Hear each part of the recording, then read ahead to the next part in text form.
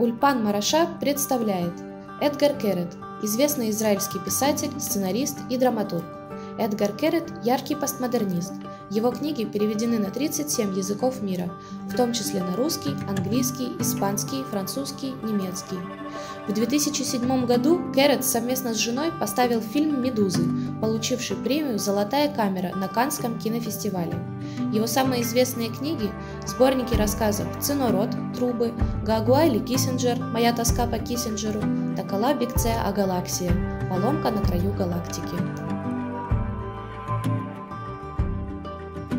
אז לתלמידי אולפן מורשה, אז אני רק רוצה לגלות לכם שעברית זו שפה קשה. באמת בצד השני של ההר מחכה משהו נהדר. אני אפילו יצא שאני מדבר בחרוזים, אני לא יודע למה, אבל אני באמת מבטיח לכם שהשפה הזאת ברגע שתעברו מחסום מסוים, וכמו הישראלים שבהתחלה הם נראים ככה קצת אגרסיביים ומרחיקים אתכם, ברגע שתגיעו לשם, היא תחבק אתכם ויהיה לכם נהדר.